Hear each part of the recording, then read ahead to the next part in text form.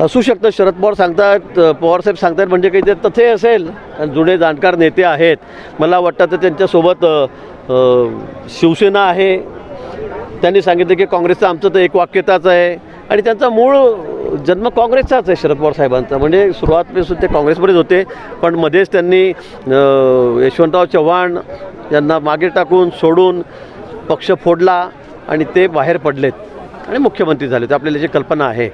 आणि म्हणून मला असं वाटतं की त्यांना आताही असं वाटतं की आता पुन्हा आपण काँग्रेसवासी व्हावं. आणि त्याचबरोबर शिवसेना जी आहे उद्धवजींची, त्यांचाही त्यांनी उल्लेख केला की ते पण आमच्यासोबत आहेत. मला वाटतं त्यांनाही ते काँग्रेसमध्ये घेऊन जातील आणि गेले तरी त्यात आश्चर्य वाटण्यासारखं तर काही राहिलेलं नाही आहे. कारण सगळ्या त्यांच्या ज्या आयडिओलॉजी आहे, सगळी तत्त्वं आहेत स्वर्गीय बाळासाहेब ठाकरेंची, ते गुंडाळून उद्धव ठाकरेसुद्धा आता काँग्रेसच्या मांडीवर जाऊन बसलेले आहेत. त्यामुळे काही फार असं घडलंही काही तरी त्यात आश्चर्य वाटण्याची मला वाटतं